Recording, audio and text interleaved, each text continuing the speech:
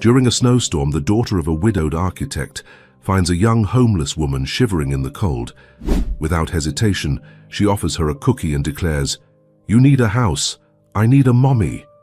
Surprised, the father takes the stranger home, unaware that this gesture will change their lives forever. But when her past comes to light, everyone will have to face truths that challenge pain, forgiveness, and starting over.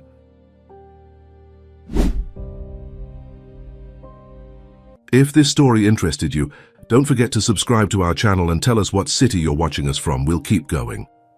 The snowstorm had been relentless for 3 days straight, blanketing the city of Boston in a thick layer of white. Streets that once bustled with life now stood silent under the weight of winter's fury. It was the kind of cold that seeped through layers of clothing and settled in your bones. Ethan Mitchell stood at his drafting table, staring out the frost-covered window of his home office. At 36, he was one of Boston's most respected architects, known for creating spaces that felt like home before anyone had even moved in. Yet the irony wasn't lost on him that his own house felt anything but. The 3-bedroom Victorian in Cambridge had become nothing more than walls and a roof, housing memories that haunted him, and a little girl he was desperately trying not to fail. "Daddy, when will the snow stop?" 4-year-old Lily appeared in the doorway, clutching her teddy bear named Mr. Buttons. Her dark curls were a mess of tangles, and her blue eyes, so much like her mother's, looked up at him with a mixture of curiosity and something else that always broke his heart: longing. "I don't know, Pumpkin." He pushed away from his desk and knelt down to her level. "But it's pretty, isn't it?" She nodded, though without much enthusiasm. "Mrs. Patterson says we can make snow angels when I go back to preschool." Mrs. Patterson was Lily's teacher, one of the many women who had stepped in to fill maternal gaps in his daughter's life over the past 2 years. Babysitters, teachers, the occasional girlfriend who never lasted more than a few months. None of them had stuck around long enough to matter. None of them were Emily. "That sounds fun," he said, trying to infuse some excitement into his voice. "Maybe we can make some in our yard tomorrow." Lily just shrugged, the gesture so adult-like it made his chest ache. She'd been doing that more lately, little mannerisms that reminded him she was growing up too fast, missing out on the carefree childhood he'd wanted for her. "I'm hungry," she declared, switching topics with the lightning speed only children could manage. Ethan glanced at his watch. 6:30. He'd been so absorbed in his latest project, a community center downtown, that he'd lost track of time. "Let's see what we've got. Maybe soup tonight? It's good weather for it." As they made their way to the kitchen, Lily trailing behind him with Mr. Buttons dragging on the floor, he mentally took inventory of what was in the pantry. Probably canned soup again.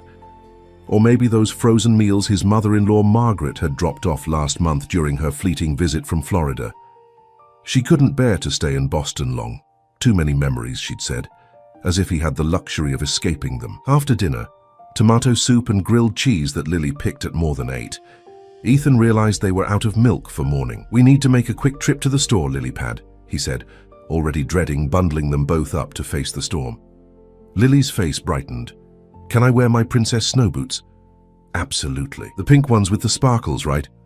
20 minutes and multiple layers later, they were trudging through the snow toward the corner market 3 blocks away. The wind whipped around them, but Lily seemed energized by the adventure, pointing out how the streetlights made the snowflakes dance like fairy dust.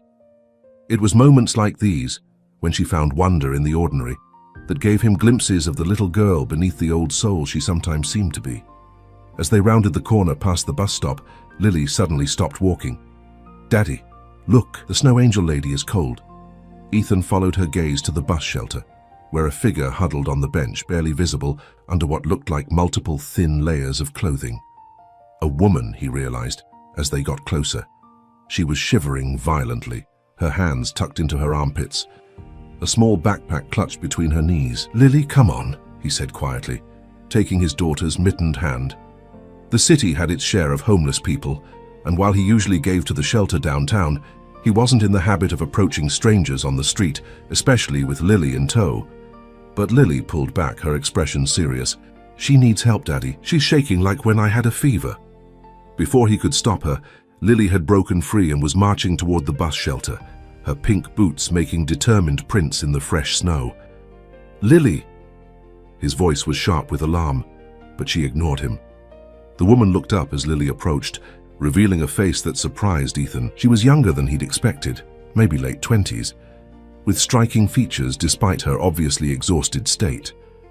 Her eyes widened at the sight of the little girl in the bright pink snowsuit standing before her. "Are you cold?" Lily asked, her breath creating little clouds in the freezing air. The woman tried to smile, though it didn't reach her eyes. "I'm okay, sweetie. Just waiting for the bus." Ethan caught up to them, ready to apologize and pull Lily away, but his daughter was already digging in her pocket. She pulled out a slightly squashed bear-shaped cookie, dessert from their dinner, that she'd insisted on saving for later. "Here," she said, offering it to the woman.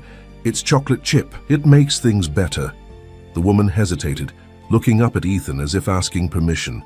There was something in her eyes, pride maybe, or the desperate attempt to hold on to dignity, that made him nod slightly. She took the cookie with trembling fingers. "Thank you," she said, her voice hoarse. "That's very kind. I'm Lily," his daughter announced. "This is my daddy. He builds houses." "Nice to meet you, Lily," the woman replied, a hint of genuine warmth breaking through her exhaustion. "I'm Grace." Ethan noticed she was wearing only thin gloves, wholly inadequate for the brutal cold. Her boots were clearly not waterproof, and the tip of her nose was alarmingly red. Despite his usual caution, he couldn't help but ask, "How long have you been sitting here?" She shrugged. "A while. I think I missed the last bus."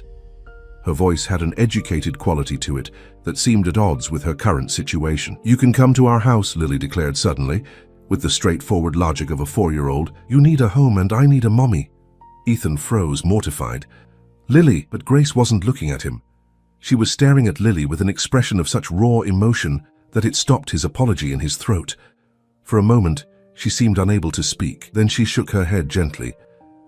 "That's sweet of you, but I'll be fine," she said. "The next bus will—" Her words cut off as she swayed suddenly, gripping the bench with white knuckles. Ethan instinctively reached out to steady her, alarmed by the heat he could feel radiating from her, even through his gloves and her layers. "You're burning up," he said, professional concern overriding his usual boundaries. "When was the last time you ate something substantial, or slept somewhere warm?" Grace tried to answer, but instead began coughing, a deep racking sound that seemed to come from her very core. When she finally caught her breath, she looked up at him with unfocused eyes. "I'm sorry," she whispered. "I don't feel so—" Her eyes rolled back, and before Ethan could react, she slumped forward. He caught her just before she hit the ground, her body alarmingly light in his arms. Lily let out a small cry of distress. "Is the snow angel lady going to be okay, Daddy?" Ethan looked down at the unconscious woman in his arms, then at his frightened daughter, and made a decision that would change all of their lives forever. "I hope so, Pumpkin," he said, adjusting his grip to lift Grace properly. "We need to get her somewhere warm and get help." As they made their way back home through the swirling snow, Lily walking carefully beside him, Ethan couldn't shake the feeling that the universe had just thrown something unexpected into his carefully controlled existence. Whether it was a complication or an opportunity, he wasn't yet sure. But for the first time in 2 years, something had broken through the numb routine of his days, and oddly enough, it had taken his daughter to make it happen. Dr. Lawrence Peters hung his stethoscope around his neck and sighed, his expression grave as he turned to face Ethan. They stood in the hallway outside the guest bedroom where Grace now lay sleeping, her breathing finally even after hours of fever-induced restlessness. "She's severely dehydrated and exhausted," the doctor said, keeping his voice low.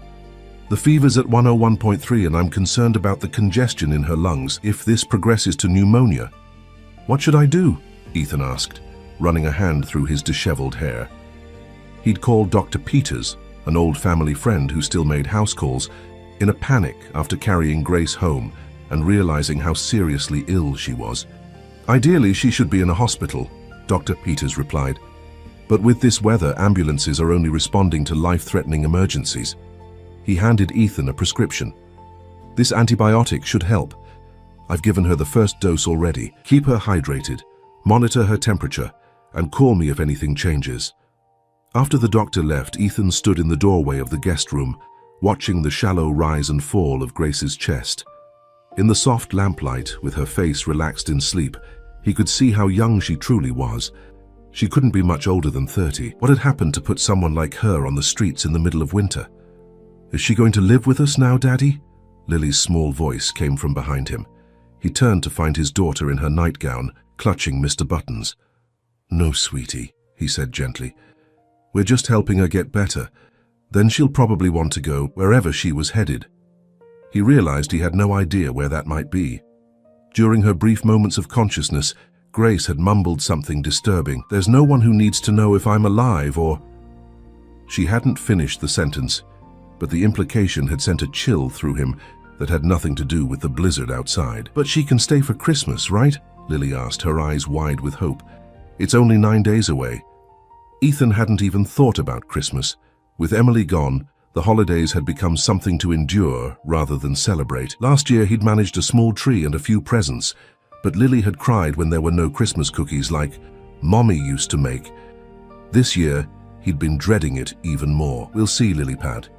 Right now, she needs rest. He ushered his daughter back to bed, promising to check on the snow angel lady throughout the night. True to his word, Ethan found himself waking every few hours to look in on their unexpected guest.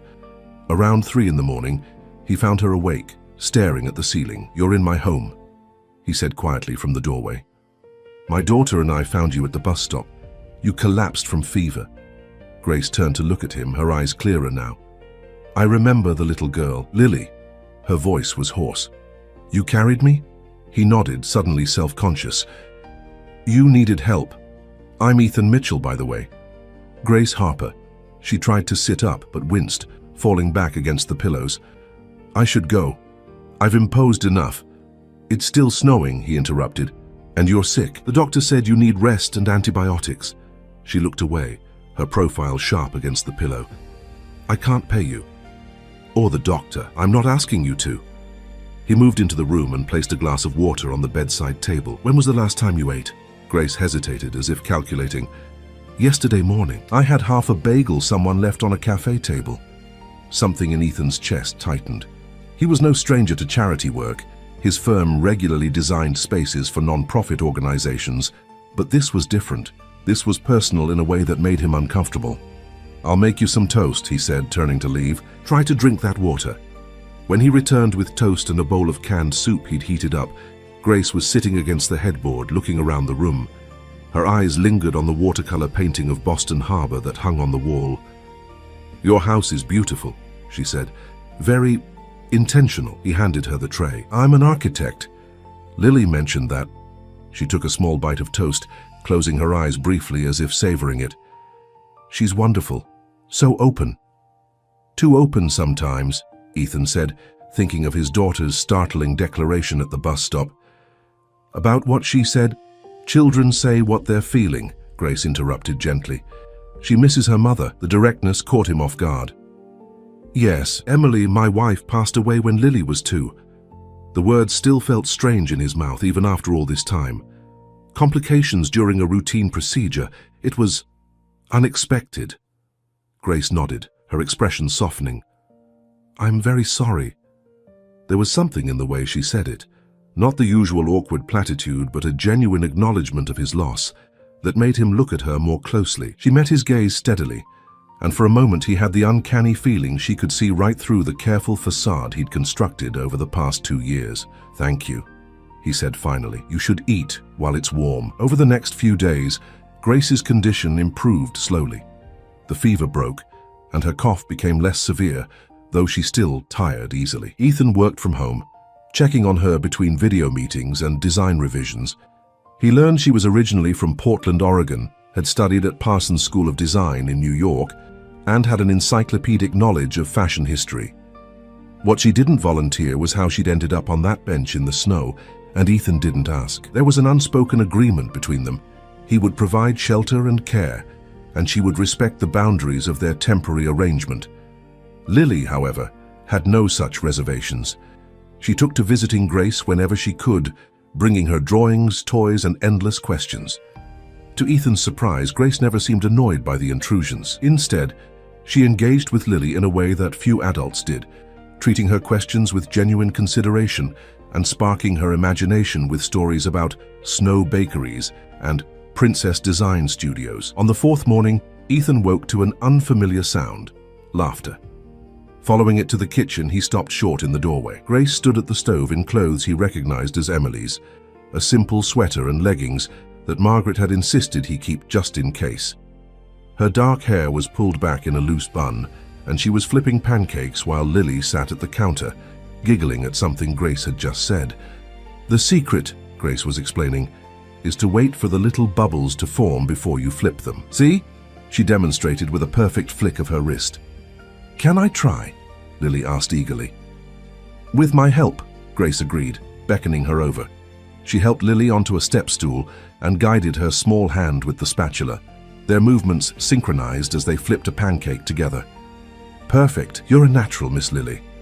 The scene was so domestic, so normal, that Ethan felt like an intruder in his own kitchen.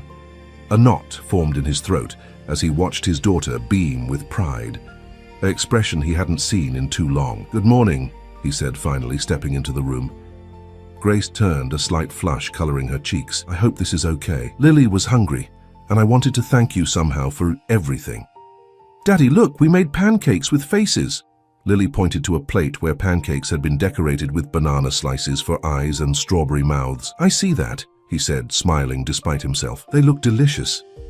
As they ate breakfast together, Ethan noticed how Grace had somehow transformed their kitchen, usually a utilitarian space where meals were prepared efficiently but joylessly, into something warm and inviting. There were fresh flowers in a vase. Where had those come from? And the counters gleamed in a way they hadn't in months. Later, after Lily had gone to play in her room, Grace began washing the dishes despite Ethan's protests. "Please," she said, "let me contribute something. I've been feeling stronger, and sitting around makes me restless." He relented, joining her at the sink to dry. They worked in companionable silence for a few minutes before she spoke again. "I should be able to leave soon. Tomorrow, maybe." Her voice was carefully neutral. "I've imposed on your kindness long enough." Ethan paused, dish towel in hand. The thought of her leaving produced an unexpected twinge of... what? Concern? Disappointment? He told himself it was just worry about her health.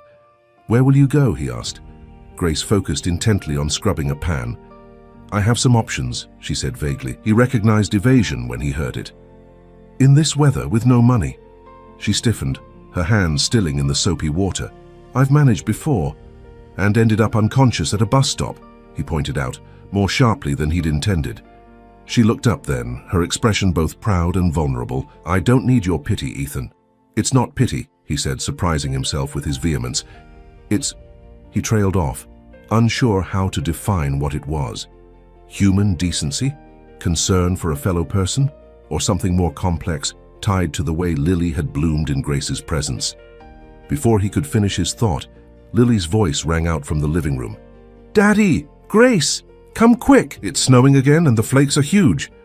The moment broken, they both moved toward Lily's excited calls. As they stood together at the window, watching fat snowflakes drift lazily from a pearl-gray sky, Ethan made a decision. "Stay," he said quietly, so only Grace could hear. "At least through Christmas. For Lily." He paused, then added more honestly, "And because you have nowhere else to go." Grace didn't look at him, her profile illuminated by the winter light. For a long moment she said nothing, and he thought she would refuse. Then, almost imperceptibly, she nodded. "Through Christmas," she agreed, "for Lily." But as the little girl grabbed both their hands, pulling them into an impromptu dance of celebration, Ethan wondered if they were all fooling themselves about who needed whom the most. The aroma of cinnamon and vanilla filled the house, wrapping around Ethan like a forgotten memory as he stepped through the front door. For a moment, he stood in the entryway, disoriented by the sensory déjà vu.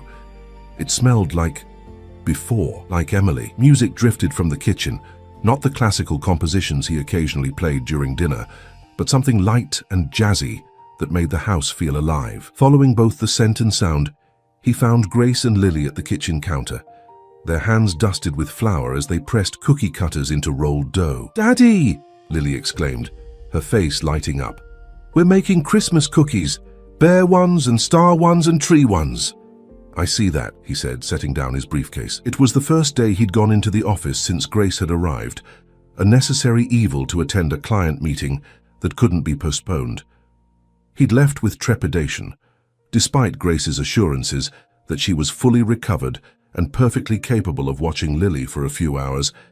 Clearly his worries had been unfounded. His daughter was happier than he'd seen her in months, and the kitchen, while dusted with flour and sugar, was humming with activity. "I hope you don't mind," Grace said, wiping her hands on a towel.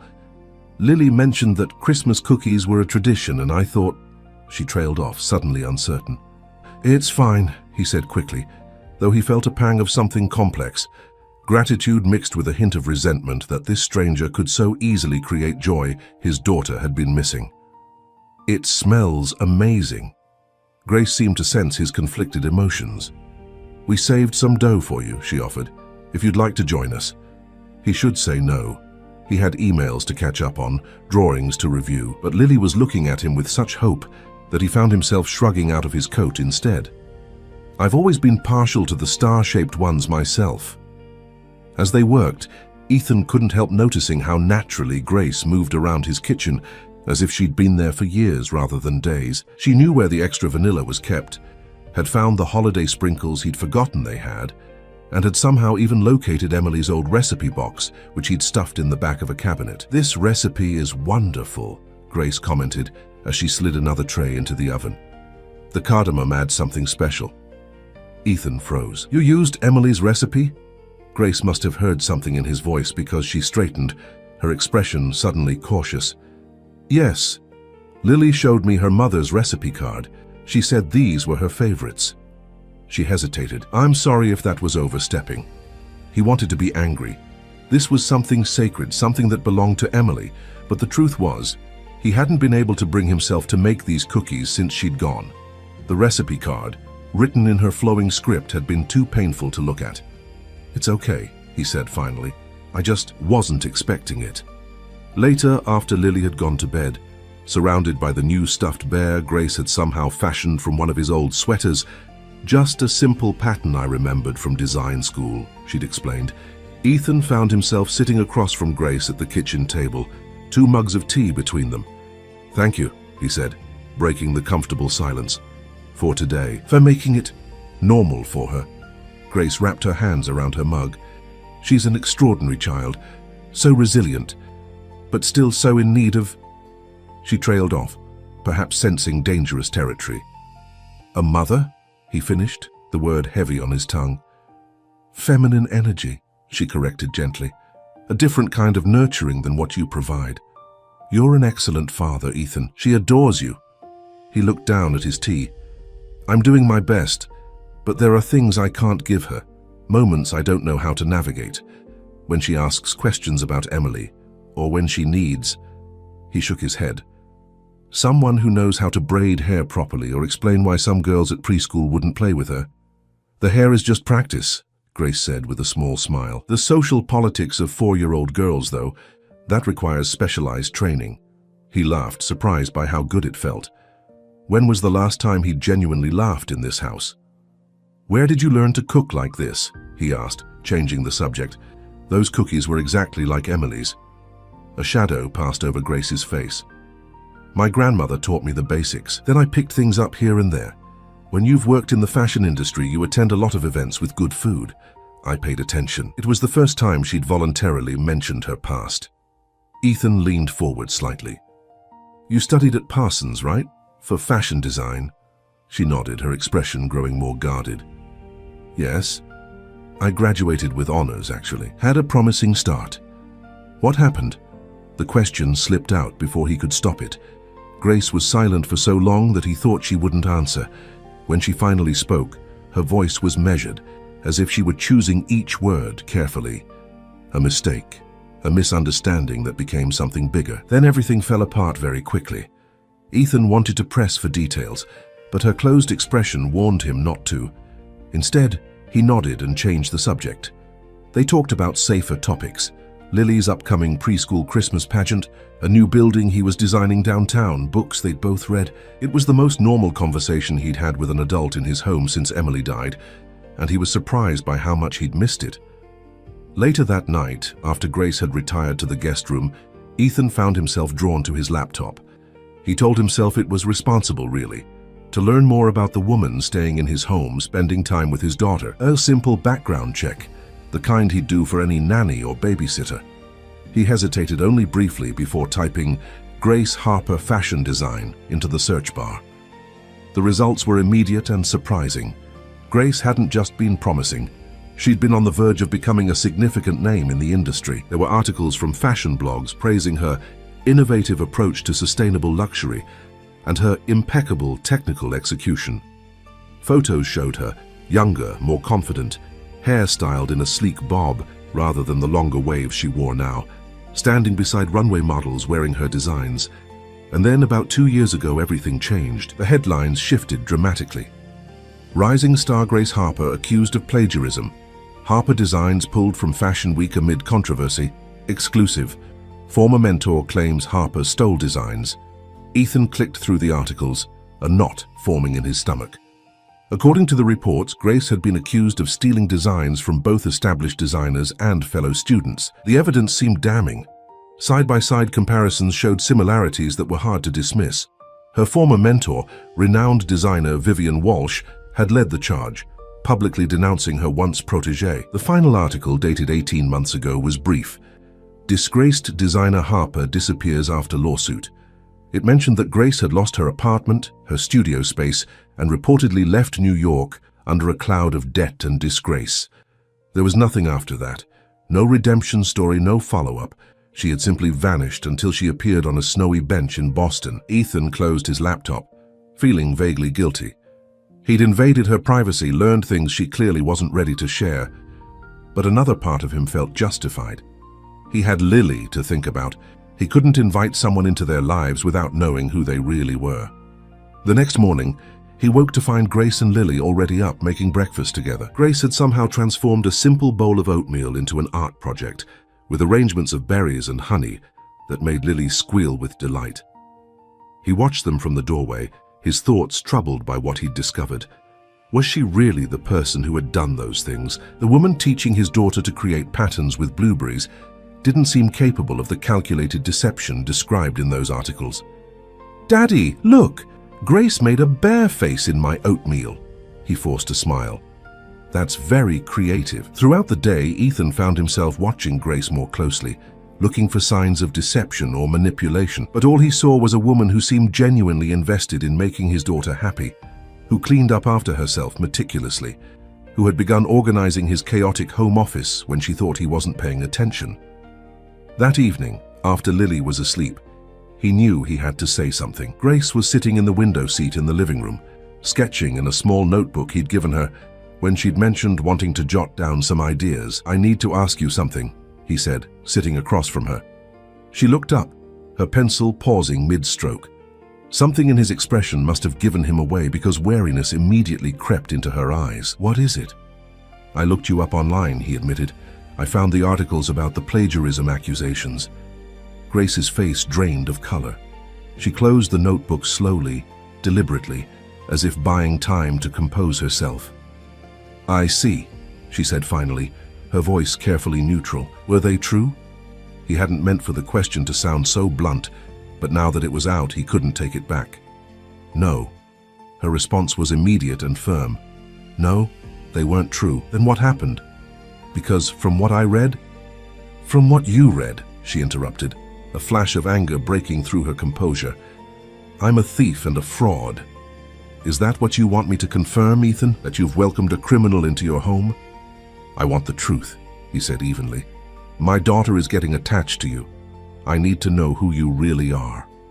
Grace stood abruptly, hugging the notebook to her chest like a shield.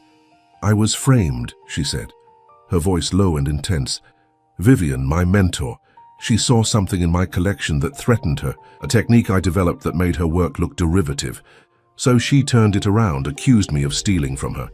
"And the other accusations? From your classmates?" She laughed bitterly. "Once the blood was in the water, the sharks circled. People I thought were friends suddenly remembered showing me sketches that inspired my work. My ex-boyfriend, who had access to my studio, who I trusted, backed up their stories. I later found out he'd been sleeping with Vivian for months."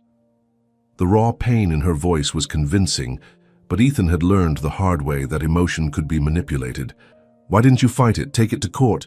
"I did try." Grace began pacing, her movements agitated. "But Vivian had connections, money, influence. My scholarship was revoked, my sponsors pulled out. My savings went to lawyers who ultimately advised me to settle because I couldn't afford to fight anymore." She stopped, meeting his eyes directly. "By the end, I'd lost my apartment, my reputation, and every friend I thought I had. My parents died when I was in college. There was no one to fall back on." "How did you end up in Boston?" he asked, still not entirely convinced. "I had a distant cousin here. She let me crash on her couch for a while, but her boyfriend didn't like the arrangement. I've been moving between shelters and temporary housing since then, picking up odd jobs. The last place I was staying closed for renovations. That's why I was at the bus stop that night. I was trying to get to a shelter downtown." Her story was plausible, even likely. The fashion industry was notoriously cutthroat, and he knew from his own profession how quickly reputations could be destroyed. "I understand if you want me to leave," Grace said quietly. "I know what it looks like from the outside, but I swear to you, Ethan, I never stole anyone's work. Everything I created came from here." She pressed a hand to her heart. He studied her face, looking for signs of deception but finding only hurt pride and exhausted honesty. Still doubt lingered. What if she was just an exceptionally good liar? What if he was letting Lily grow attached to someone who would ultimately disappoint them both? "I think," he said carefully, "that we should take some time to think about what's best going forward." The hope in her eyes dimmed, replaced by resignation. "Of course," she said, her voice steady despite the tremor in her hands. "I'll pack my things in the morning." As she moved past him toward the guest room, Ethan felt a pang of regret. Had he just made a terrible mistake? Or had he narrowly avoided an even worse one? In the hallway, a small figure in pink pajamas stepped back into the shadows, eyes wide with confusion and the beginning of tears. Lily had heard everything, though neither adult had noticed her presence, and in her 4-year-old heart, all she understood was that the snow angel lady who made bear pancakes and knew how to braid hair just right was going to disappear, just like her mommy had. Ethan woke to the sound of his alarm, his hand automatically reaching out to silence it. 6:30. The house was quiet, too quiet for a morning when Lily was usually already chattering away in her room or trying to coax Mr. Buttons into having breakfast. A strange heaviness hung in the air, a sense of something fundamentally wrong. Then he remembered the conversation with Grace, her plans to leave. He sat up, rubbing his face. Had he been too harsh? Too suspicious? Or was he just doing what any responsible parent would do, protecting his child from potential disappointment or worse? His thoughts were interrupted by a soft knock on his bedroom door. When he opened it, Grace stood there, already dressed in the clothes she'd been wearing when they found her, now clean but still threadbare. Her small backpack hung from one shoulder. "I wanted to say goodbye," she said quietly, "and thank you for everything." Ethan noticed the dark circles under her eyes that matched his own. Neither of them had slept much, it seemed. "You're leaving now? It's not even 7. She nodded. "I thought it would be easier. For Lily." Her voice caught slightly on the child's name. "I left a note for her." And she held out a small paper bag. "Some of the cookies we made. The bear ones were her favorite." The gesture, so thoughtful, so unnecessary for someone who had every right to be angry with him, made Ethan's chest tighten. "Where will you go?" "There's a women's shelter downtown that usually has day spaces available. I'll figure something out." She attempted a smile that didn't reach her eyes. "I always do." He should say something, offer her money at least, but before he could formulate the words, she was already turning away. "Goodbye, Ethan. Take care of that little girl." And then she was gone, the front door closing with a soft click that somehow sounded irrevocable. Ethan stood in the hallway, the bag of cookies in his hand, feeling as if he'd just made a colossal mistake. But what choice did he have? He couldn't risk Lily getting hurt, couldn't risk his own heart, which had started to respond to Grace's presence in ways that frightened him. He went to check on Lily, intending to prepare her gently for Grace's absence. But when he pushed open her door, he found an empty bed, the covers thrown back. Mr. Buttons lay abandoned on the floor, one button eye staring accusingly up at him. "Lily?" he called, moving quickly through the house. "Lily, where are you?" Each empty room ratcheted his concern higher. The bathroom, empty. The kitchen, no sign of her. The living room pillows still arranged from where they'd built a fort yesterday, but no little girl hiding inside. Panic began to rise in his throat. He ran back upstairs, checking closets, under beds, all her usual hiding spots. Nothing. It was only when he returned to the entryway that he noticed it, the small pink snow boot lying on its side near the door. Its match was nowhere to be seen. With a growing sense of dread, he flung open the front door. Outside, fresh snow had fallen overnight, at least 3 inches of it. And there, leading away from the house, was a trail of small footprints, already being filled in by the still falling snow. Lily had gone after Grace. The realization hit him like a physical blow. His 4-year-old daughter, still in pajamas, had gone out alone into the freezing morning. How long ago? The snow was falling heavily enough that the tracks were disappearing quickly. Not bothering with a coat, Ethan plunged into the snow, following the diminishing trail of footprints. They led down the street in the direction of the bus stop where they'd first found Grace. His heart hammered in his chest as he ran, scanning the white landscape desperately for a flash of pink pajamas. "Lily!" he shouted, his voice echoing between the snow-muffled houses. "Lily, where are you?" The footprints grew fainter as he approached the corner, nearly obliterated by the falling snow. Which way had she gone? Toward the bus stop or down toward the main street? He hesitated, precious seconds ticking by before choosing the bus stop route. As he rounded the corner, he saw something that made his blood freeze. A small crumpled form on the ground near a patch of ice. For one terrible moment he couldn't breathe, couldn't move. Then the form shifted and he heard a familiar sound, Lily's crying. "Lily!" He sprinted toward her, falling to his knees in the snow beside her. She was shivering violently, her pajamas soaked through, one hand clutched to her chest. "Daddy," she sobbed, "I fell, and the snow angel lady is gone." He gathered her into his arms, horrified by how cold she felt. "What were you thinking, Lily? You can't go outside alone."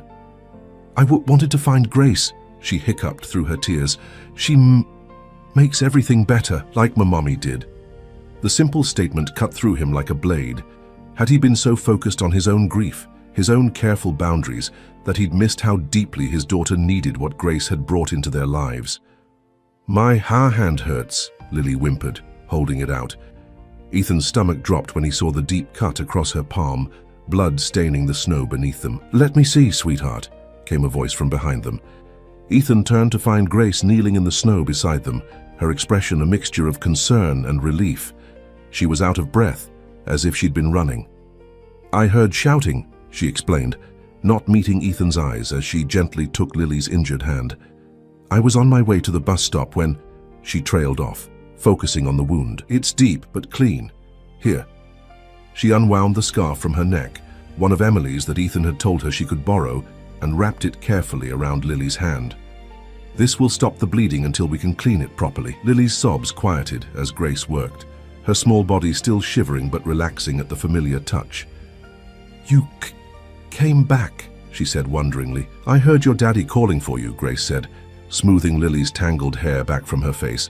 "We need to get you inside, sweetie. You're freezing." Without discussion, Ethan lifted Lily, and the 3 of them made their way back to the house, moving as quickly as possible through the thickening snow. Once inside, Grace immediately took charge, her previous hesitation gone in the face of Lily's needs. "She needs dry clothes and warming up slowly," she said, already heading for the stairs. "I'll run a lukewarm bath. Do you have a first aid kit for her hand?" Ethan nodded, still processing the fact that Grace had returned just when they needed her most. As if some invisible thread connected them all, pulling them back together despite his best efforts to sever it. While Grace helped Lily change and warm up, Ethan made hot chocolate, a skill he had actually mastered over the past 2 years. By the time they came back downstairs, Lily wrapped in her warmest pajamas and robe, her hand neatly bandaged. He had mugs waiting for all of them. Lily climbed onto the couch between the adults, cradling her mug carefully in her uninjured hand. "Are you going to stay now?" she asked Grace, her voice small but hopeful. Grace looked over Lily's head at Ethan, her expression unreadable. "That's up to your dad, sweetie." Ethan met her gaze, seeing in it a complex mixture of emotions, uncertainty, hope, and something deeper that he wasn't ready to name. The morning's events had shaken him, forcing him to recognize that his caution might be costing his daughter more than he'd realized. "Grace," he began, then paused, unsure how to proceed. How could he ask her to stay after essentially accusing her of being a liar, after making it clear he didn't trust her? "Please don't go," Lily said, filling the awkward silence. "Daddy is sad when you're not here. He laughs when you're here," out of the mouths of babes. Ethan felt heat rise to his face as Grace's eyebrows lifted slightly. "Lily, why don't you go choose a movie for us to watch?" he suggested, needing a moment alone with Grace. "Something with princesses." Once Lily had scampered off to the media cabinet, Ethan turned to Grace, struggling to find the right words. "I'm sorry," he said finally, "for doubting you, for making you feel unwelcome." Grace set her mug down carefully. "You were protecting your daughter, I understand that. But I was wrong," he admitted. "Not just about you, but about what Lily needs, what I—" He stopped, the words sticking in his throat. "What you need," she finished softly. He nodded, unable to articulate the realization that had struck him as he watched her tend to Lily's wounded hand with such gentle care. "I don't want you to leave," he said instead. "Not like this. Not because I made a snap judgment based on some articles online." Grace was quiet for a long moment, her fingers tracing the rim of her mug. "I've spent the past 2 years being judged by strangers," she said finally. "Having my character questioned, my integrity doubted. It wears on you. Makes you doubt yourself." She looked up at him, her eyes clear and direct. "I don't blame you for being cautious, Ethan, but I need you to believe me when I tell you who I am." "I do," he said, surprised by how true it felt. "I do believe you." Before she could respond, Lily bounded back into the room, a DVD clutched in her hand. "Found it. Can Grace sit in the middle so I can snuggle with her?" The naked longing in his daughter's voice settled something in Ethan's mind. Whatever complications might arise, whatever uncertainty still lingered, one thing was clear. Grace Harper belonged in their lives. "Of course she can," he said, meeting Grace's surprised gaze with a small smile. "If she wants to stay, that is." Grace looked between them, Lily's hopeful face and Ethan's cautious invitation, and something in her expression softened. "I'd like that," she said, "very much." As they settled in to watch Lily's chosen film, the little girl nestled between them like it was the most natural arrangement in the world. Ethan found himself wondering at the strange turns life could take. A week ago they had been going through the motions, surviving but not living. Now their home felt alive again, warmer somehow despite the storm raging outside. Later that afternoon, while Lily napped, exhausted from her morning adventure, Ethan found Grace in the kitchen making soup. The familiar scent stopped him in the doorway. "Is that—" She glanced up, a hint of nervousness in her smile. "Tomato basil. I found a recipe card in the box. I hope that's okay." It was Emily's signature soup, the one she'd made whenever anyone was sick or sad or just in need of comfort. The one Ethan had never been able to replicate, despite following the recipe exactly. He moved closer, peering into the pot. "It smells just like hers," he said, his voice thick with emotion. "Recipes are like that," Grace said gently. "The same ingredients can taste different depending on who makes them. It's about more than measurements." She held out a spoon, offering him a taste. As the familiar flavor washed over him, Ethan closed his eyes. It was exactly right, the perfect balance of acidity and sweetness that had always eluded him when he tried to make it. When he opened his eyes, Grace was watching him with a mixture of empathy and understanding that made his chest tighten. "How did you do that?" he asked. She shrugged, turning back to the stove. "Cooking is about feeling, not just following directions. Maybe I just felt what the soup needed." Or maybe, Ethan thought but didn't say, she had somehow understood what they all needed. A connection to the past that didn't hurt quite so much anymore. A bridge between what was lost and what might still be found. "Grace," he said, his voice low and serious, "I want you to stay. Not just for Christmas. Not just for Lily." He took a deep breath, pushing through the fear that threatened to close his throat. "For me, too." She stilled, her back to him, the wooden spoon motionless in the pot. For a moment he thought he'd overstepped, moved too quickly. Then she turned, her eyes shining with unshed tears. "I'd like that," she said simply. "I'd like that very much." Outside, the snow continued to fall, blanketing the world in white. But inside, something new was beginning to bloom. fragile as a spring crocus pushing through frozen ground, but just as determined to find the light. The days leading up to Christmas transformed the Mitchell home in ways Ethan could never have anticipated. What had once been a house of quiet routine became filled with music, laughter, and the constant creative chaos that seemed to follow Grace wherever she went. She had officially moved from guest to something else. Neither of them had put a label on it, but Grace had begun teaching Lily art in the afternoons, helping with meals, and bringing a warmth to their days that had been missing for too long. She'd taken over the small sunroom off the kitchen as a makeshift studio, where she worked on designs in the mornings, while Lily was at preschool and Ethan was at work. "What exactly are we doing?" Ethan asked one evening as they stood side by side washing dishes after Lily had gone to bed. It had become their routine, this quiet time together, completing mundane tasks that somehow felt significant. Grace handed him a plate to dry. "Dishes, obviously," she replied with a small smile that didn't quite hide her understanding of his real question. "You know what I mean." He set the plate down carefully. "You're not just a house guest anymore. You're not Lily's nanny. You're a friend," she suggested, her eyes on the soapy water. Friend didn't seem adequate for the woman who had somehow slipped past all his defenses, who knew exactly how to cajole Lily out of a tantrum, who had begun to feel as essential to their home as its very foundation. But he wasn't ready to name what else it might be. "Yes," he said finally, "a friend. But also..." He gestured vaguely at the kitchen around them, at the evidence of her presence, the fresh herbs growing in small pots on the windowsill, the hand-drawn meal plan stuck to the refrigerator, the colorful scarves she'd made for all of them hanging by the door. "You're becoming part of our lives." She was quiet for a moment, passing him another dish. "Is that a problem?" "No," he said quickly. "It's just unexpected." She nodded, understanding in her eyes. "For me too. I didn't plan this, Ethan. When you found me at that bus stop, I was at my lowest point." She paused, her hands stilling in the water. "I'd given up, honestly, on everything.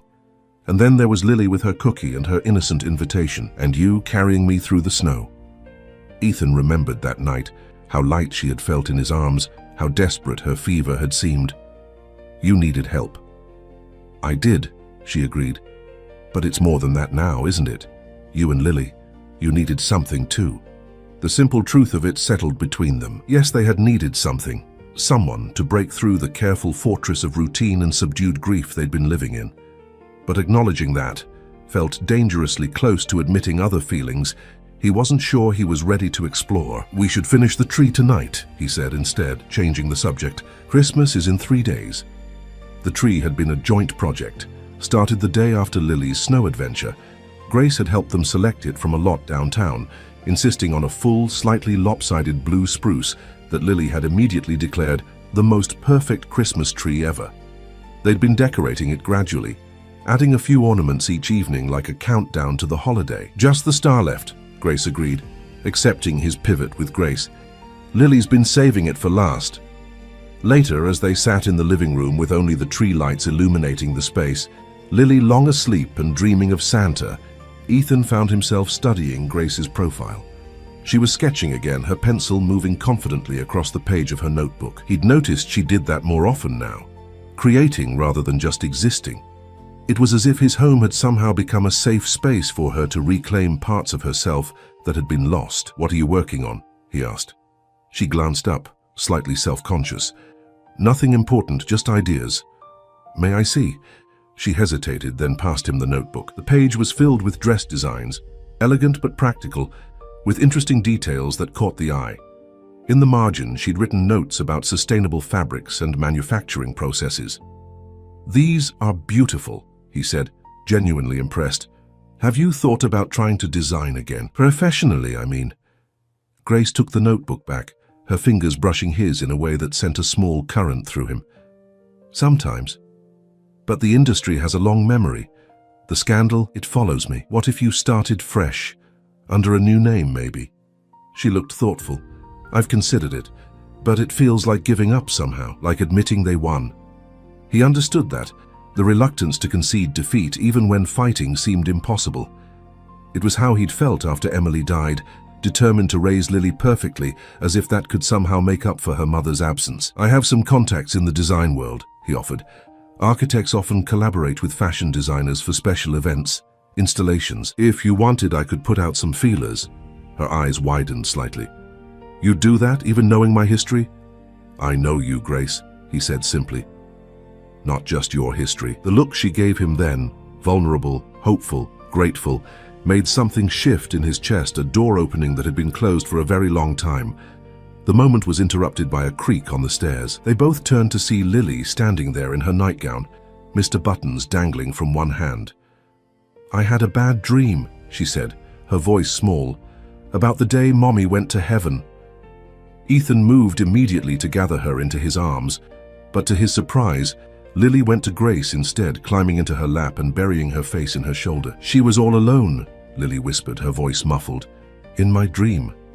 Nobody was with her. Grace met Ethan's eyes over Lily's head, her own filled with compassion and a silent question. He nodded slightly, giving her permission for whatever comfort she might offer. Your mommy wasn't alone, Lily, Grace said softly, stroking the child's hair. She had angels with her, and do you know what else? She waited until Lily looked up. She's still with you right here. She touched Lily's chest gently. In your heart, in your smile, which your daddy says is just like hers. In the way you're kind to people who need help, like you were kind to me. Lily considered this, her small face serious. Does that mean she knows about you, that you're here with us now? The innocent question hung in the air, loaded with implications that made Ethan's throat tighten. What would Emily think of their current arrangement? Of the woman who was gradually filling spaces in their lives that had been empty for so long? Grace seemed to sense his discomfort. I think, she said carefully, that your mommy would be happy that you and your daddy aren't sad all the time anymore. That's what people who love us want, for us to be happy, even when they can't be with us. It was the perfect answer, honest but gentle, acknowledging Emily's absence without diminishing her importance. Ethan felt a rush of gratitude for Grace's intuitive understanding of what Lily needed to hear. Can you sleep with me tonight? Lily asked Grace, her eyes already drooping despite her protests of wakefulness. Just until I fall back asleep? Grace looked to Ethan again, always careful not to overstep. He nodded, grateful for her respect of boundaries, even as those same boundaries were gradually blurring. Of course, sweetie, she said, standing with Lily in her arms. Let's get you tucked in. Ethan watched them go, his heart full of complicated emotions. When had Grace become so essential to their well-being? When had her presence stopped feeling like an intrusion and started feeling like home? The next morning, Ethan woke early, his mind still processing the previous night's revelations. He made his way quietly downstairs, expecting to find the house still asleep. Instead, he heard soft movements in the attic above. Following the sound, he climbed the narrow stairs to find Grace going through boxes, a light layer of dust on her cheeks and in her hair. What are you doing? He asked, startling her. She turned, a slightly guilty expression on her face. I'm sorry, I couldn't sleep, and I remembered you mentioned there might be some Christmas ornaments up here. I thought it would be nice to surprise Lily with some of the special ones. Ethan looked at the open boxes around her. She'd found the holiday decorations, yes, but she'd also opened a box he recognized, one containing Emily's things, items he hadn't been able to bring himself to look at since packing them away. Grace followed his gaze and paled slightly. I didn't realize what was in that one until I'd already opened it. I'm so sorry, Ethan. I wasn't snooping, I swear. He moved closer, kneeling beside the box. Inside were photo albums, a few of Emily's favorite books, the scarf she'd been knitting when she died, never completed, and something else. A small, cream-colored envelope with his name written on it in Emily's distinctive handwriting. What's this? He murmured, reaching for it with a trembling hand. Grace stepped back, giving him space. I don't know. It was tucked inside one of the books. The envelope was sealed, never opened. Ethan turned it over in his hands, a chill running through him. A letter from Emily he'd never seen before. How was that possible? Should I go? Grace asked softly, sensing the gravity of the moment. Ethan shook his head. No, stay. He wasn't sure why, but he needed her presence as he confronted whatever was inside. With careful fingers, he broke the seal and pulled out a single sheet of paper. Emily's handwriting flowed across it, as familiar to him as his own. My dearest Ethan, he read aloud, his voice barely above a whisper. If you're reading this, something has happened to me. I'm writing this the night before my procedure. Not because I expect anything to go wrong, but because becoming a mother has made me realize how precious and fragile life is." He paused, swallowing hard before continuing. "The doctors assure me everything will be routine, but I can't shake this feeling. Call it intuition or just new mom paranoia, but I wanted to leave these words for you just in case." Grace moved closer, her hand coming to rest lightly on his shoulder. The touch anchored him as he read on. "If I'm gone, please don't blame yourself. We both wanted this baby so much, and whatever happened was not your fault. I need you to know that and believe it as much as you've ever believed anything." Tears blurred his vision, but he forced himself to continue. "And please, my love, don't close yourself off. Don't let grief become a wall around you and our child. Find joy again. Find love again if it comes your way. Or don't raise our baby alone out of some misplaced sense of loyalty to me, or because you're afraid to let someone else in." Ethan's voice broke on the last words. All this time he'd been carrying the weight of guilt, believing that moving forward would somehow betray Emily's memory. Yet here, in her own words, was her explicit permission, her plea for him to do exactly that. "She knew," he whispered, looking up at Grace with tear-filled eyes. Somehow she knew. Grace knelt beside him, her own eyes shining with unshed tears. "She loved you enough to want your happiness above all else. That's rare, Ethan, and beautiful." "I've been so afraid," he admitted, the words spilling out now that the dam had broken. "Afraid that letting anyone new into our lives would somehow erase her. That Lily would forget, that I would forget." "Love doesn't work that way," Grace said gently. "It expands.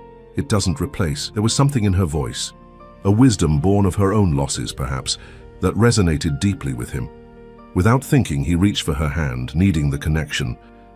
"Thank you," he said, "for finding this, for being here when I read it." She squeezed his hand in response, a silent acknowledgement of all the things still unsaid between them.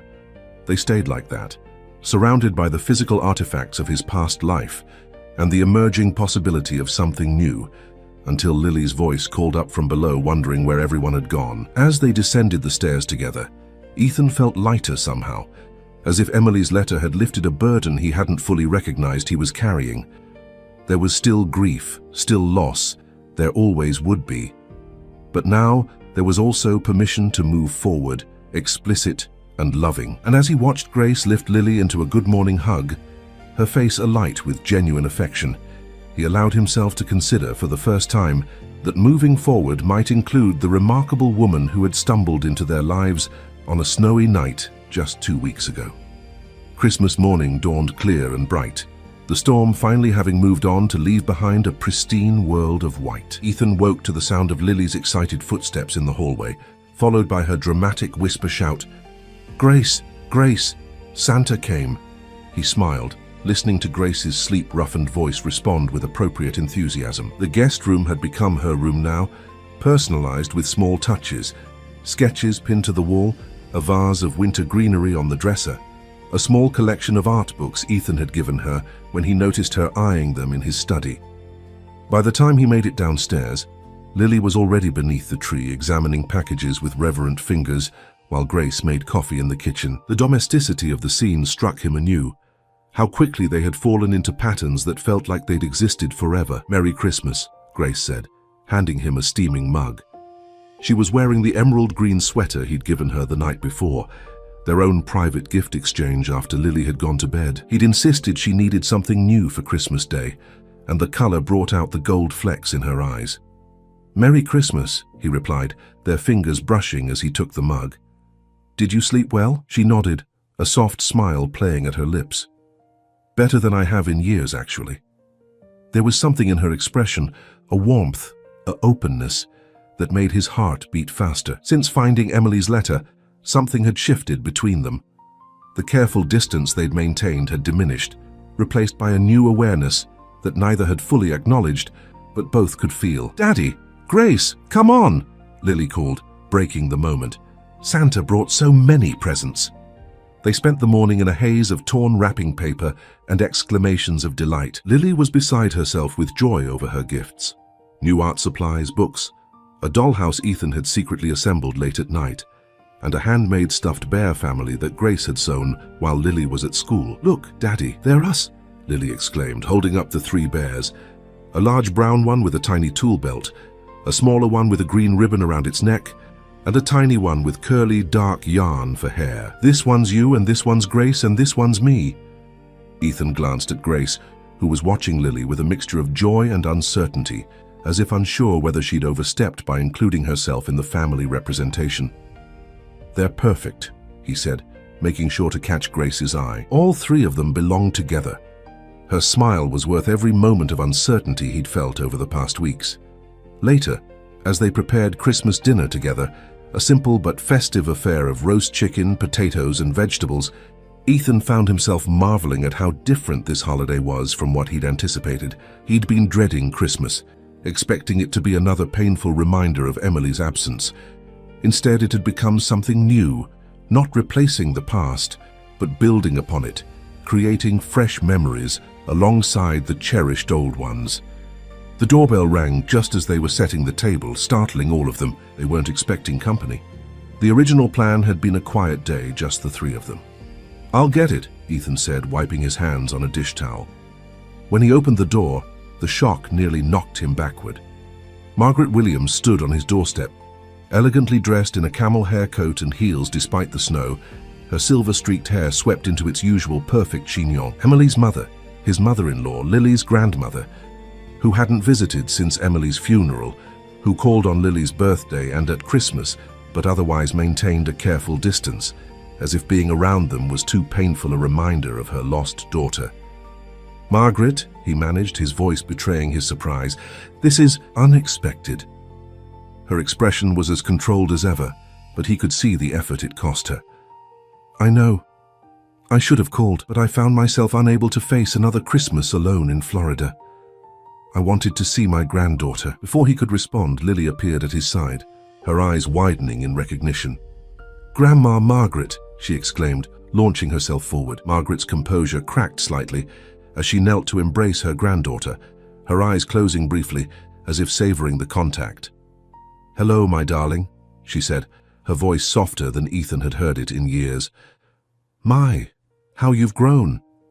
"It's Christmas," Lily announced unnecessarily, "and we're having chicken and potatoes, and Grace made rolls that smell like heaven." Margaret stiffened almost imperceptibly. "Grace?" And then, as if summoned by the mention of her name, Grace appeared in the hallway behind them, still wearing an apron, flour dusting her cheek. "Ethan, the timer is about to—" She stopped short at the sight of Margaret, understanding immediately dawning in her eyes. For a long moment, no one spoke. Ethan could practically see Margaret processing the scene, the strange woman in his home, clearly comfortable, clearly involved in their Christmas dinner, clearly something to his daughter, who was now tugging on her grandmother's hand. "Come meet Grace," Lily insisted. "She's our snow angel. She makes bear pancakes and knows how to braid my hair, and she's teaching me to draw princesses." Margaret allowed herself to be pulled inside, her eyes never leaving Grace, who had straightened her shoulders as if preparing for battle. "Mrs. Williams," Grace said, stepping forward with an extended hand, "it's lovely to meet you. Lily has told me so much about you." Margaret looked at the offered hand as if it might bite her, but years of social training prevailed, and she took it briefly. "I wish I could say the same," she replied, her tone arctic. "But this is the first I'm hearing of you." Ethan stepped in, trying to diffuse the sudden tension. "Grace is a friend who's been staying with us for a couple of weeks.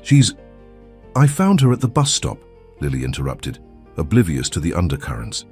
"She was cold and sick, and Daddy carried her home like a princess, and now she lives with us and makes everything happy again." Margaret's eyebrows shot up so high, they nearly disappeared into her hairline. She turned to Ethan, her expression a mixture of shock and something that looked dangerously like disapproval. "I see. How providential." Grace seemed to sense the brewing storm. "Lily, I think the rolls need to come out of the oven. Would you like to help me check them?" Lily nodded eagerly, following Grace back to the kitchen and leaving Ethan alone with his mother-in-law, whose controlled exterior was rapidly giving way to obvious distress. "What is going on here, Ethan?" Margaret demanded once Lily was out of earshot. "Who is this woman, really? And what is she doing in my daughter's home?" The possessive reference to Emily made Ethan bristle despite his best intentions. "This is my home, Margaret. And as Lily explained, Grace is a friend who needed help." She's been a wonderful influence on Lily. A friend you found at a bus stop. Margaret's voice dripped with skepticism. Do you know anything about her? Her background? Whether she's safe to have around my granddaughter? I know everything I need to know, Ethan replied, keeping his voice low but firm. Grace is kind, talented, and Lily adores her. That's what matters. Margaret's eyes narrowed. And I suppose the fact that she's an attractive young woman has nothing to do with why she's here on Christmas Day, playing house with my daughter's family? The accusation stung more than he wanted to admit. That's unfair, Margaret. And unkind. Unfair. Unkind. Margaret's voice rose slightly. What's unfair is my granddaughter being exposed to some transient you picked up on the street. What's unkind is seeing my daughter being replaced in her own home, at her own dinner table on Christmas of all days. No one is replacing Emily, Ethan said, fighting to keep his voice steady. No one could ever replace her. Then what is that woman doing here? Margaret demanded, gesturing toward the kitchen where the sounds of Lily's laughter could be heard. Why is she wearing my daughter's clothes? Why is my granddaughter talking about her like she's what, Margaret? Ethan challenged, his patience wearing thin. Like she's making Lily happy? Like she's bringing joy back into this house? Is that what bothers you so much? Margaret's face paled. What bothers me is seeing my daughter's memory being erased. It's been barely 2 years, Ethan. 2 years. And you've already moved on with some stranger who... I haven't erased anything, Ethan interrupted, his voice cracking with emotion. I've lived with Emily's absence every day. I've raised our daughter surrounded by photos of her mother, stories about her mother, love for her mother. But I've also had to keep living, Margaret, for Lily's sake, if not my own. Margaret turned away, her hand coming up to cover her mouth. For a moment, Ethan thought she might be crying, but when she faced him again, her expression was rigid with control. I want to take Lily back to Florida with me, she said, her voice eerily calm. Just for a visit, a week or two, to give you time to sort out whatever this situation is. Alarm shot through Ethan. Absolutely not.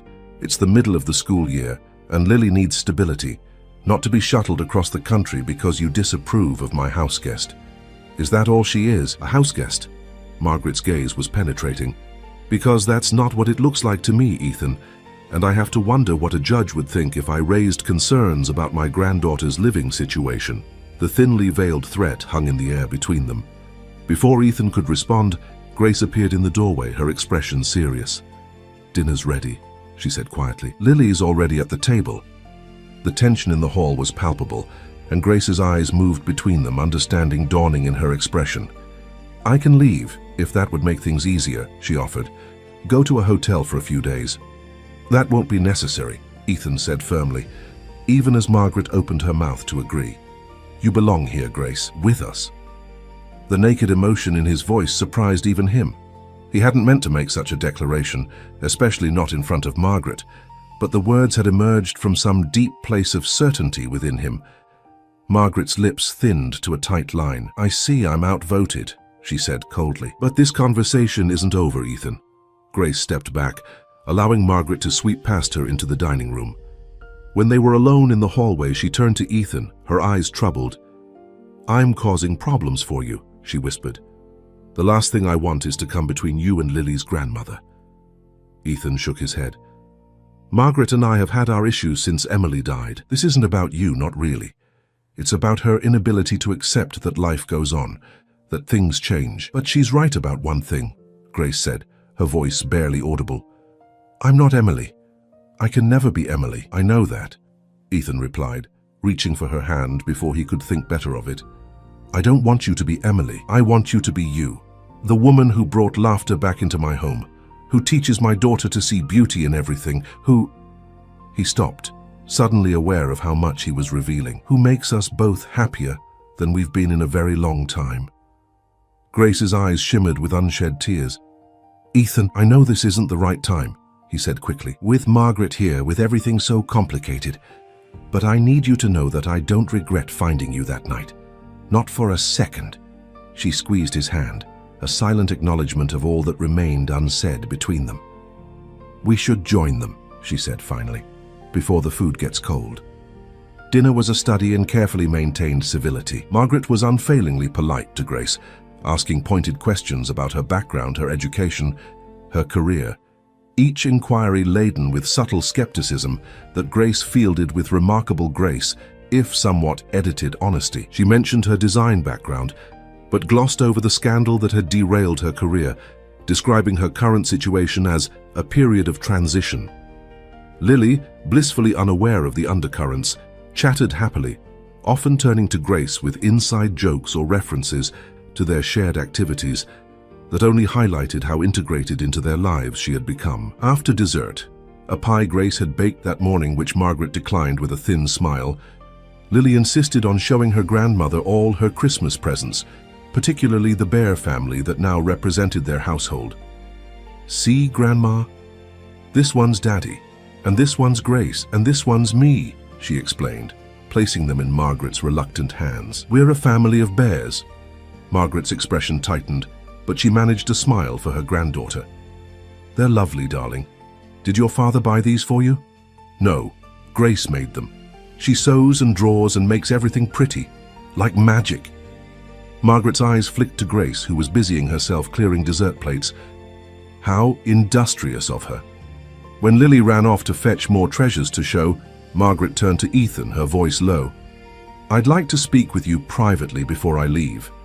About practical matters." The ominous tone made his stomach clench, but he nodded. "Of course." They retreated to his study, where Margaret wasted no time getting to the point. "I'm concerned, Ethan.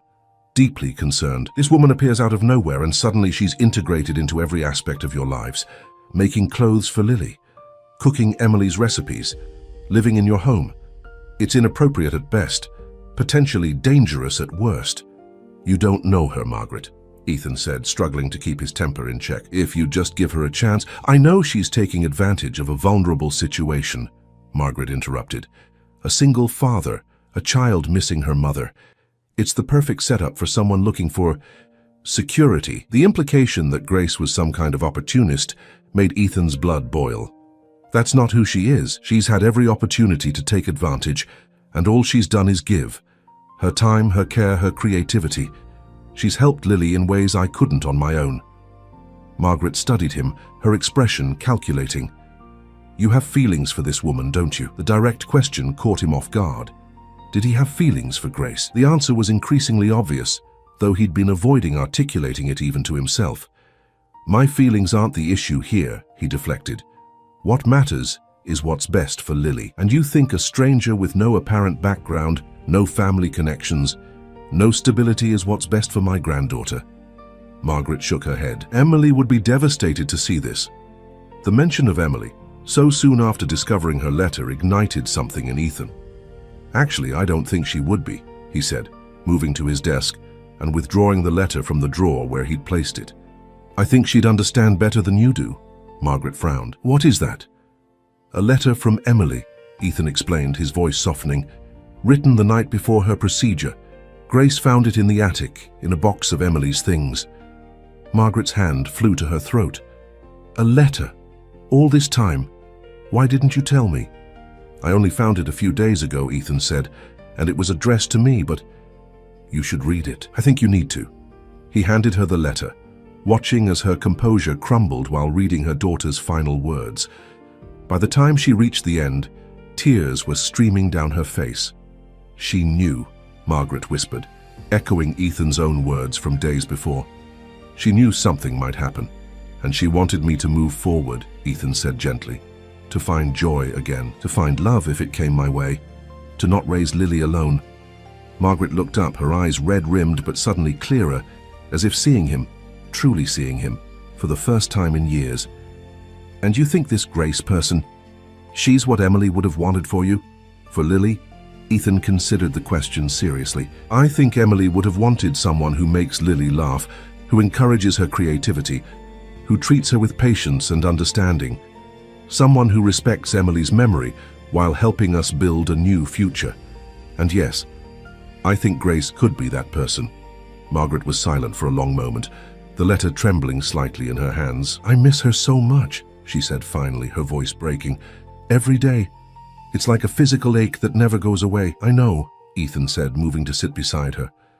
"I do too. But Lily deserves more than two people trapped in their grief. She deserves joy, laughter, a home filled with love. And this Grace person provides that? Margaret asked, but the sharp edge had gone from her voice, replaced by genuine inquiry. She does, Ethan confirmed. More than I thought possible. She doesn't try to replace Emily. She helps us remember her in ways that don't hurt quite so much anymore. Margaret dabbed at her eyes with a handkerchief. I should have been here more, she admitted. For both of you. But it was too painful seeing Emily's home, her things, her child, without her. I understand, Ethan said, and he did. Everyone processed grief differently, and Margaret had lost her only child, a pain he couldn't begin to imagine. I'd like to know her, Margaret said finally. This Grace, if she's going to be in Lily's life, in your life, then I should make the effort. It was as close to a concession as he was likely to get, and Ethan felt a weight lift from his shoulders. Thank you, he said simply. That would mean a lot to all of us.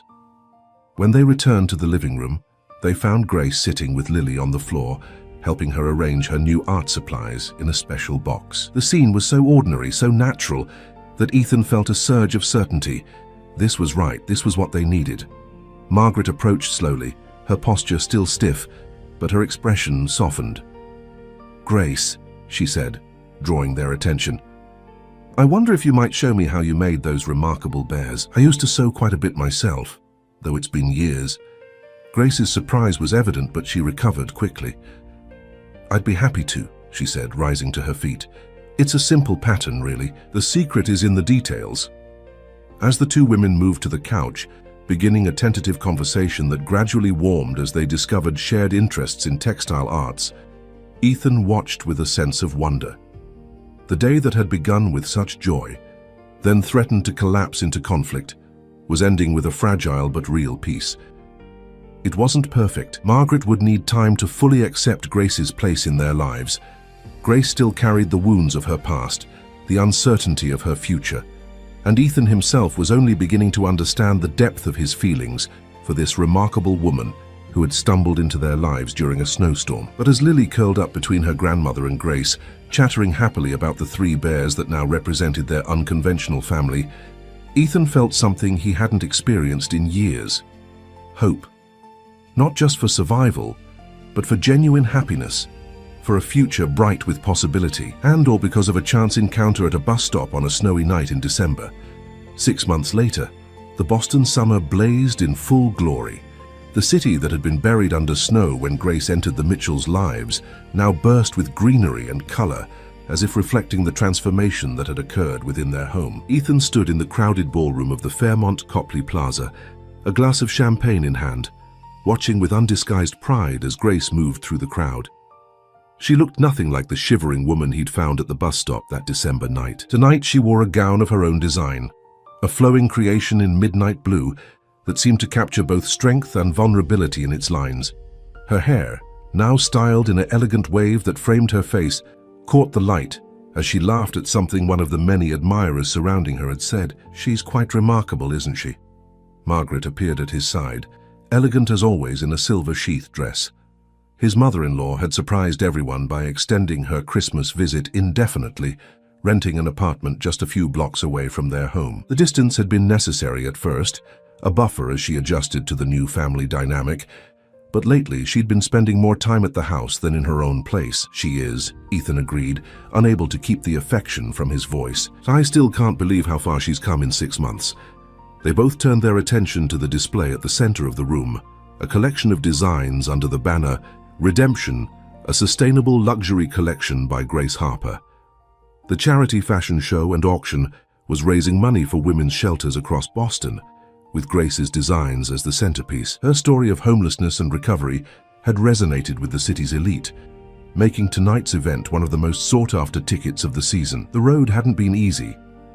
After Christmas, Grace had started small, designing custom pieces for a few of Ethan's architect colleagues, building a portfolio of new work, carefully re-entering the industry she'd once been exiled from. There had been skeptics, whispers about her past, doors that remained firmly closed, but her talent, combined with the honest way she addressed the false accusations that had derailed her career, gradually won people over. The turning point had come when a prominent fashion blogger had featured one of her designs, a jacket commissioned by a local gallery owner, and traced the parallels between Grace's original work and the designs she'd been accused of copying, ultimately concluding that if anyone had been plagiarized, it was Grace herself.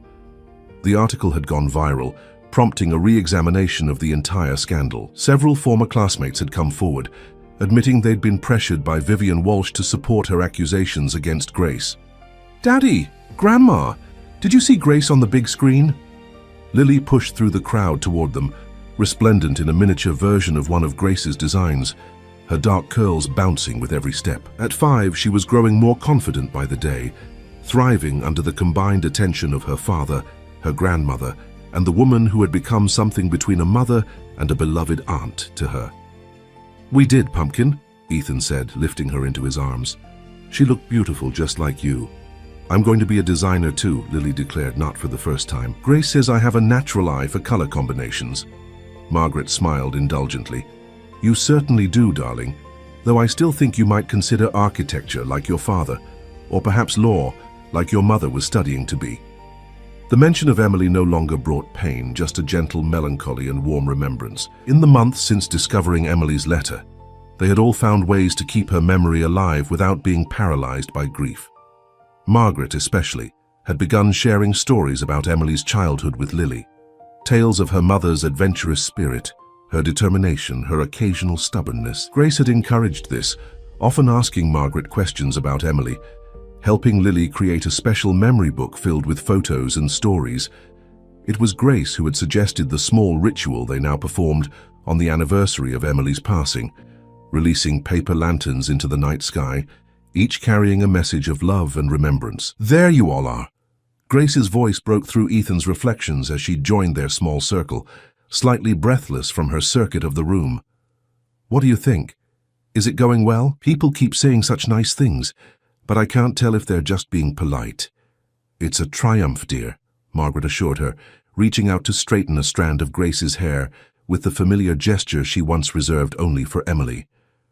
"Everyone is absolutely enchanted, as they should be."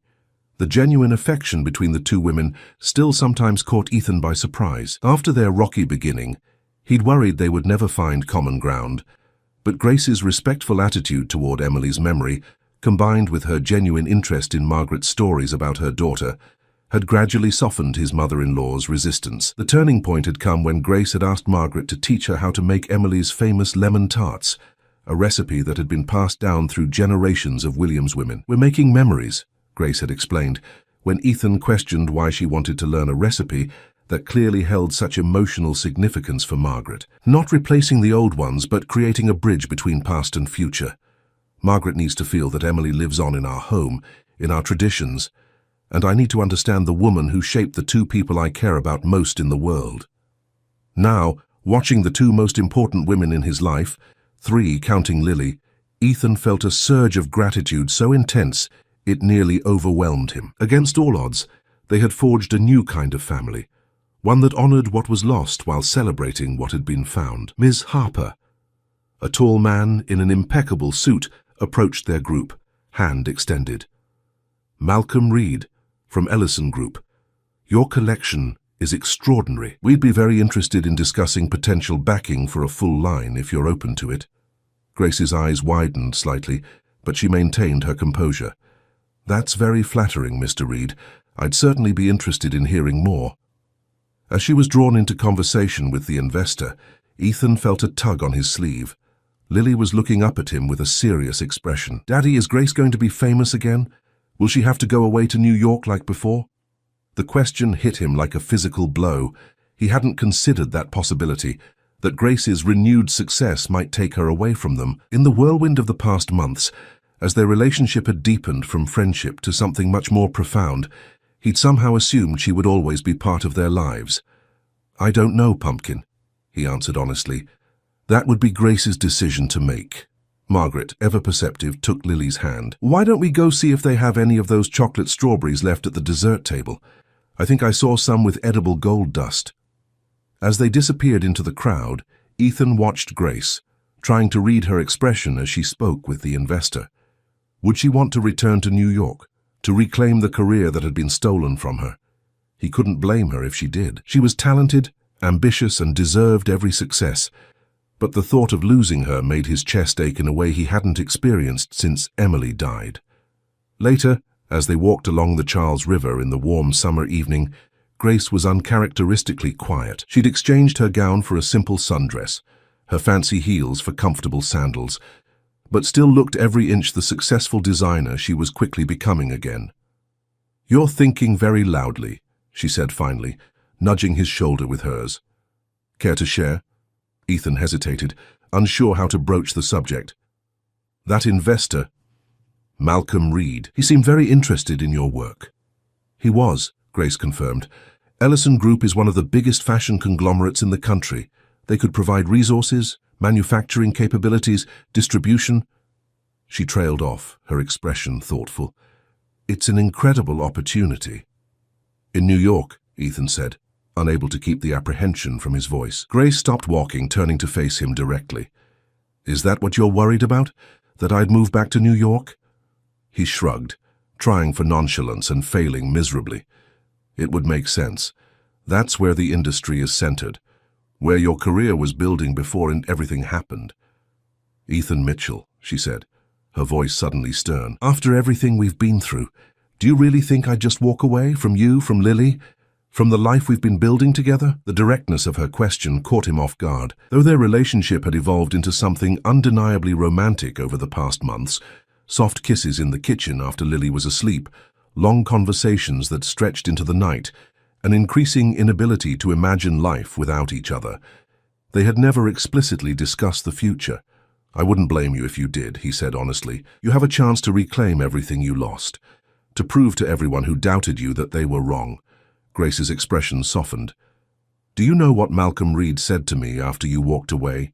He said they could set me up in their Boston office, that they'd been looking to expand their presence here anyway, and I could be the perfect flagship designer." She took his hands in hers. "I told him I wouldn't consider any offer that required me to leave Boston, that my home is here now." The relief that flooded through Ethan was so intense it made him dizzy. "Grace, I'm not going anywhere," she said firmly. Unless you want me to." The vulnerability in her voice reminded him suddenly of that first night, how fragile she had seemed in his arms as he carried her through the snow, how uncertain of her welcome she had been, even as she transformed their lives. "I want you to stay," he said, his voice thick with emotion. "I want you to be part of our family.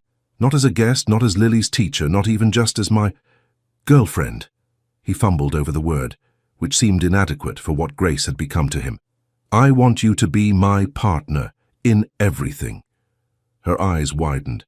"Ethan, are you—" "Not formally. Not yet," he clarified, suddenly nervous. "I don't have a ring, and I think we should talk to Lily first, make sure she understands. And maybe Margaret, though I think she already knows how I feel about you." Grace laughed, the sound bright in the summer evening. "You're rambling." "I am," he admitted with a sheepish smile. "I had a whole speech planned for later this month, actually, on the anniversary of the night we found you. But then you started talking about New York and I panicked." "You had a speech planned?" she asked, her eyes shining with unshed tears. "And a ring," he confessed. "It's hidden in my sock drawer, which is apparently not as clever a hiding place as I thought, because Lily found it last week and asked if it was for her birthday." Grace's laughter turned to tears, spilling over onto her cheeks. "That child misses nothing. She gets that from her mother," Ethan said softly. "Emily could always tell when I was hiding something. Christmas presents, surprise parties. She always knew." The mention of Emily in this moment felt right, an acknowledgement that she would always be part of their story, that loving Grace didn't diminish his love for his first wife. "I think she would approve," Grace said, reaching up to touch his face gently. "Of us. Of this new version of your family." "Our family," Ethan corrected. "If you want it to be." Grace's answer was a kiss, tender at first, then deepening with all the emotion of the past 6 months. When they finally broke apart, breathless and smiling, the city lights reflected in the river beside them like 1,000 stars. "Is that a yes?" he asked, his forehead resting against hers. "That's a, get me that ring as soon as we get home," she replied, her voice trembling with joy. "Some things shouldn't wait for anniversaries." 2 weeks later, on a perfect summer day, Ethan stood in his backyard watching as Lily and Margaret arranged flowers on the small table they'd set up under the oak tree. The yard had been transformed under Grace's care. Once a neglected space used mainly for Lily's occasional play, it now bloomed with carefully tended gardens and comfortable seating areas. "Everything's ready, Daddy," Lily called, spinning in her new dress, a Grace Harper original as she proudly told anyone who would listen. "Can we do it now?" "As soon as Grace gets home," he promised, checking his watch. She'd gone to a final meeting with the Ellison Group, signing the contract that would launch her new sustainable luxury line while keeping her firmly based in Boston.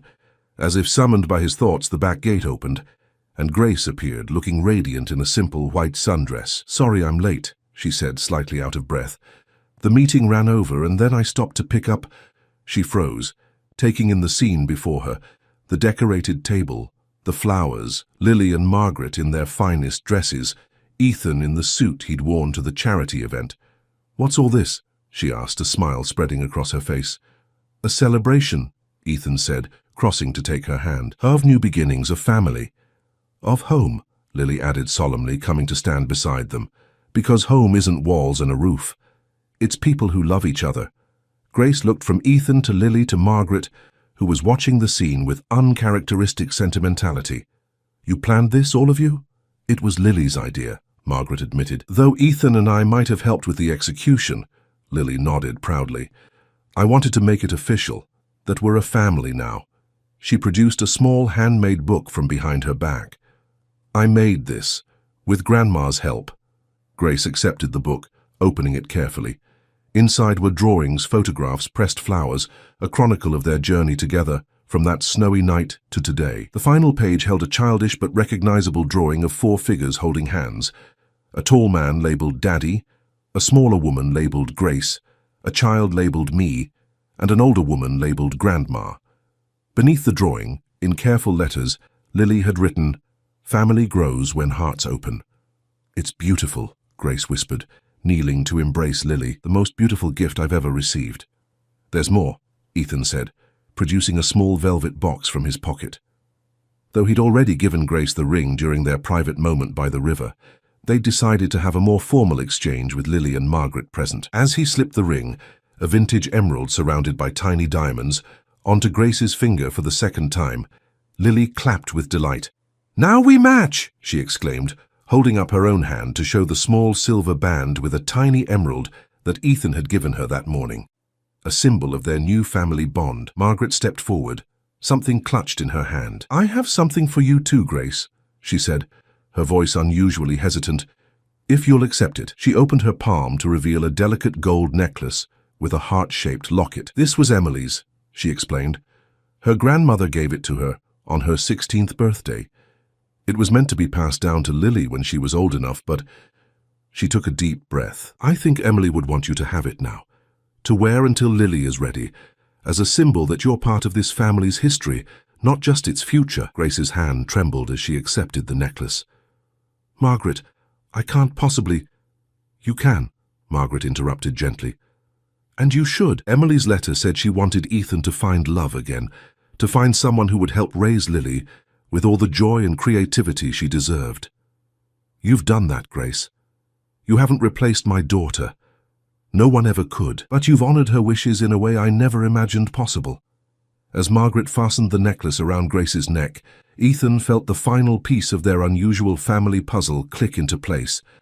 They were bound now, by love, by choice, by the shared experience of loss and recovery, by the small girl who had started it all with an invitation on a snowy night. Later, as they shared the meal Margaret had prepared, Emily's favorite recipes taught to Grace over the past months, now cooked with her own creative additions, Lily raised her glass of sparkling cider in a toast. "To our family," she declared with the seriousness only a 5-year-old could muster.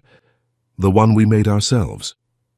"To family," they echoed, glasses touching in the golden summer light. And as Ethan looked around the table at the 3 women who had redefined his understanding of home, the daughter who had never given up hope, the mother-in-law who had found the courage to embrace change, and the once-lost soul who had brought them all together, he felt a sense of completion he'd never thought possible again. In the distance, the city of Boston gleamed, its skyline a reminder of the night a blizzard had brought Grace to their door. But here, in this garden, in this moment, there was only warmth and light, and the absolute certainty that some storms bring not destruction, but unexpected gifts, if only you have the courage to bring them in from the cold.